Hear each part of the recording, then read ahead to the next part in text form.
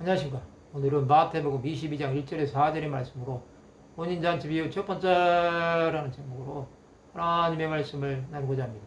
본 말씀은 예수께서 다시 비유로 대답하여 이르시되 천국은 마치 자기 아들을 위하여 혼인잔치를 베푼 어떤 인구가 같으니 그 종들을 보내어 그 청한 사람들을 혼인잔치에 오라 했더니 오기를 싫어하거늘 다시 다른 종들을 보내며 이르되 청한 사람들에게 이르기를 내가 옷찬을 준비하되 나의 소와 살찐 짐승을 잡고 모든 것을 갖추었으니 혼인잔치에 오소서 하라 하였더니 예수께서 다시 비유로 말씀하십니다.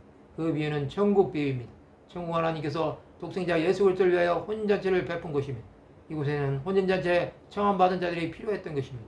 그러나 그들은 오지 아니하였습니다. 하나님은 자기 백성들에게 천국에 들어올 수 있는 기회를 주셨습니다. 그러나 그들은 거부한 것입니다.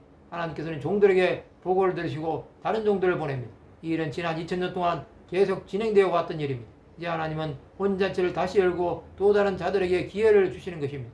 천국은 이처럼 혼인잔치의 청함을 받는 것입니다. 천국에 있기에 하나님 나라를 들어갈 수 있는 것입니다. 이 땅에서 시간은 혼인잔치의 청함을 받기 위해 준비하는 시간입니다. 이 시간을 보내면서 하나님 나라를 위해 살아가야 합니다. 우리는 아무것도 하지 아니하고 천국의 초대를 받을 수 없습니다. 하나님은 천국에 들어갈 자들을 찾고 계십니다. 그런 자들은 이 땅에서의 삶에 대해 미래를 가지지 않습니다. 그들은 자신들이 무엇을 해야 할지 아는 것입니다. 자기 백성들이 거부했기에 이방인들에게 기회가 온 것입니다. 하나님은 이스라엘을 구원해서 보류시키셨습니다. 이것은 예루살렘과 온 유대와 사마리아 땅까지 복음 전파가 마치고 나면 이스라엘에서 구원받을 자들이 나온다는 것입니다. 이것을 알아야 하나님의 마음을 알 수 있습니다. 이스라엘은 하나님의 택한 백성입니다. 그런데도 그들을 잠시 구원해서 멀게 하신 것은 이방인이 먼저 구원받아야 하기 때문입니다. 그렇지 않으면 그들은 이방인들에게 복음을 전하지 않을 것입니다. 예수께서는 너희는 온 천하에 다니며 만민에게 복음을 전파하라고 말씀하셨습니다.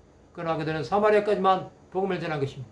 하나님은 결국 이방인의 사도인 바울을 택한 그릇으로 삼으셔서 땅끝까지 복음을 전하게 하신 것입니다. 주 예수의 구원하심은 이렇게 맞춰진 것입니다.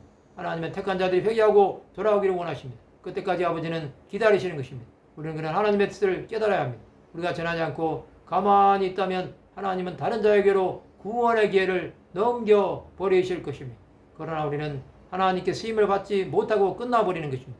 이 땅의 삶이 우리에게는 마지막 기회가 되는 것입니다.